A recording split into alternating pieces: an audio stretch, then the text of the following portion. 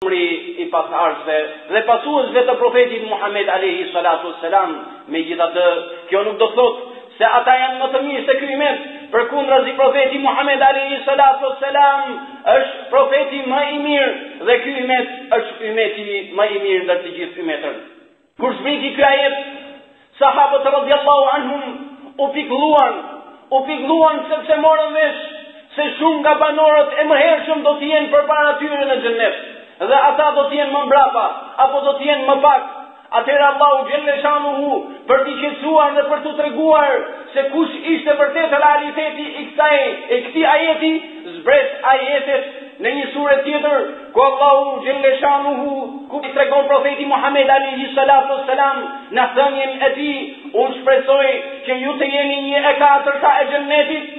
Pastaj tha, unë shpresoj që ju të jeni 1/3.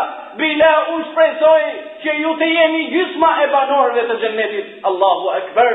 Pra, ummeti Muhammedit alayhi salatu wassalam do të jenë gjysma e banorëve të xhennetit inshallah. Elusim Allahun të na bëjë prej tyre. Pastaj Allahu subhanahu wa ta'ala lejon duke thënë: ala sururin mawdunah متكئين عليها متقابلين. Ata do të qëndrojnë në divane të stolisura me arë e kur të çmuar, të mbështetur në to ballë për ballë me njëri tjetrin. Në to do të jetë besimtari dhe familjen e tij. Ata do të jenë përballë njëri tjetrin, duke e parë njëri tjetrin në shtretër madhështor, vëllezër dhe ju motra. A nuk keni parë se sa gëzohet në njëri prej nesh? Kur i bie në dorën e tij disa monedha ari, apo sa gëzohet ajo gruaja, kur burri i saj i vën një stoli prej floriri. A nuk e keni vënë re një gjë të tillë? Në xhenet besimtarët do të kenë shtretër prej ari, të pastër dhe të zbukuruar me gur të çmuar, të përgatitura enkas për ata të cilët janë të nështruar. O vëllezër dhe ju motra, në xhenet ka atë që syri nuk e ka parë, veshi nuk e ka dëgjuar dhe nuk mund ta mendojë dot mendja e njeriu. Allahu xhelle shanuhu thot, pastaj duke vazhduar: يطوف عليهم ولدان مخلدون بأكواب وأباريق وكأس من معين لا يصدعون عنها ولا ينزفون. Do të sillen rreth atyre për shërbim djelmosha, për herë të rinj, me kupa dhe i brik, dhe gota me pije të kulluar, që rrjedh prej së cilës nuk do të ketë vendje koke, dhe nuk do të ketë humbje të mendjes. Atyre do të shërbejnë djelmosha, të cilët janë të një moshe, të cilët as nuk plaken dhe as nuk vdesin. Do të serviren atyre pije në kupa, gota dhe i brik, të cilën do të jenë prej ari dhe margaritarës, dhe pija që gjendet në to do të jetë e shishme, do të jetë e këndshme dhe e cila nuk i dhe dhe nuk u ambërmendjen dhe as nuk u jetë atyre dhimbje koke. Ibn Abasi radhiyallahu anhu ka thënë: pijet që njerëzit pinë në këtë botë, e të cilat Allahu i ka ndaluar, i kanë 4 veti të neveritshme. Ato janë dehëse, shkaktojnë dhimbje të kokës, të vjella dhe urinim të shpesht. Ndërsa Allahu xhelle shanuhu kur ka përmendur pijet që do të pinë banorët e xhenetit në xhenet, i ka lartësuar dhe i ka zhveshur këto pije nga këto cilësi neveritse. Allahu xhelle shanuhu tregon në Kur'anin famëlar për lumejt e xhenetit, nga të cilat do të jenë edhe këto pije, ku Allahu thot në surën Muhammed: مثل الجنة التي وعد المتقون فيها أنهار من ماء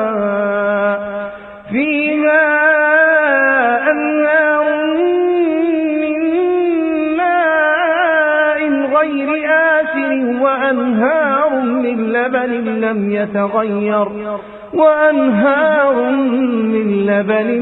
يتغير طعمه وأنهار من خمر لذة للشاربين وأنهار من عسل مصفى ولهم فيها من كل الثمرات ومغفرة من ربهم كمن هو خالد في النار وسقوا ماء حميما فقطع أمعاءهم. Ja, përshkrimi i xhenetit që u premtohet të përkushtuarve ndaj Allahut, një vend ku ka lumej me ujë të panumërt, lumej të cilët ujë i tyre nuk do të jetë i ndotur, lumej qumshti me shije të pandryshuar, lumej vere me shije të këndshme për atë që pinë, dhe lumej për mjalti të kulluar, aty ata do të kenë lloj-lloj frutesh dhe falje nga Zoti i tyre. A mund të krahasohet shembulli i tyre me shembullin e xhehenemit, ku në gjunaqarët do të qëndrojnë për herë në zjarr dhe do t'u jepet ujë i valuar që u acopton atyre zorët. Imagjinoni o vëllezër dhe o motra, Allahu subhanahu wa ta'ala shërbëtorëve të cilat do të garojnë në shërbimin e banorëve të xhenetit u ka dhënë këto cilësi, ka'annahum lu'lu'un maknun, delmosha si margaritar të fshehur, vajhalli o njerëz, se si do të jetë bukuria e banorëve të xhenetit në xhenet. Pastaj Allahu subhanahu wa ta'ala thot: وَفَاكِهَةٍ مِّمَّا يَتَخَيَّرُونَ وَلَحْمِ طَيْرٍ مِّمَّا يَشْتَهُونَ. Ata do të dositen me fruta, të cilët do t'i zgjedhin vetë dhe mish nga shpend që ua ka hënda. Ati banorët do të kenë atë që i ka hënda dhe ja të shirën zemra, por vallë mbarojnë mirësit Allahut ndaj tyre këtu. Jo, Allahu subhanahu wa ta'ala ka përgatitur akoma dhe më tepër se kaq për ata të cilët kanë qenë të friksuar dhe kanë qenë të nështruar ndaj Allahu subhanahu wa ta'ala në këtë botë duke u bindur atij. Allahu thot: وَحُورٌ عِينٌ كَأَمْثَالِ اللُّؤْلُؤِ الْمَكْنُونِ جَزَاءً بِمَا كَانُوا يَعْمَلُونَ. Pra ata ka dhe hyri sy më dha të ngjashme me margaritar të ruajtur, si shpërblim për atë që ata kanë punuar. Banorët e xhenetit do të jenë në xhenet me gratë e tyre që kanë një bukuri mahnitse. Ato janë si margaritar të ruajtur, të cilave u shndrin lëkura nga bardhësia e saj. Allahu në surën Rahman ka përmendur disa cilësi të tyre ku thonë: fihinna qasiratu tarfin lam yatmithunna insun qablahum wala jan. Atje do të kenë vigjeresha, sy ulur, të cilat janë të turshme, të cilat para tyre nuk i kanë prekur as njerëz dhe as gjint. Ndërsa në një ajet tjetër Allahu thot: ka'annahunna al-yaqut wal-marjan. Ato do të jenë si rubin dhe si korale. O ju gratë muslimane, a nuk po bëheni xhelose për këto mirësi, ti fitoj dikush tjetër dhe fjush, apo ja lijoni vetes që gratë të tjera ti kenë këto cilësi?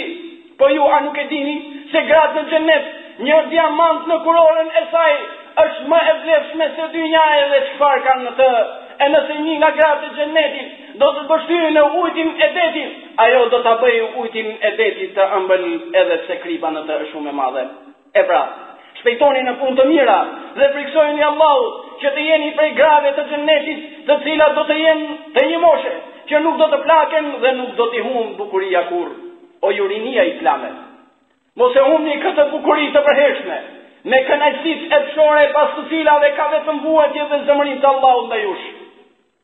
Besojini Allahut, përullini atij dhe nështrojeni dhe ruani organet tuaja të keni xhenetin e Allahut në të cilën do të jeni të gëzuar. Profeti Muhammed alayhi salatu wassalam thot në një hadith: kush më ruan atë që ka midis dy buzëve dhe atë që ka midis dy koshve, do t'i garantoj atij xhenetin. E thash këtë që dëgjuat dhe i kërkoj Allahut falje për vetë dhe ju kërkoni Allahut falje, se vërtet Allahu është falës. Elhamdulillahi Rabbil Alamin, wa afdalu salati ala nabiyyina al-karim Muhammedin wa ala alihi wa sahbihi ajma'in. Falenderimet I takojnë Allahut. Paqet dhe bekimet Allahut subhanahu wa ta'ala qofshin mbi njeriun më të mirë mbi rruzullin e tokës, Muhammedin sallallahu alaihi wasallam, mbi familjen e tij të nderuar,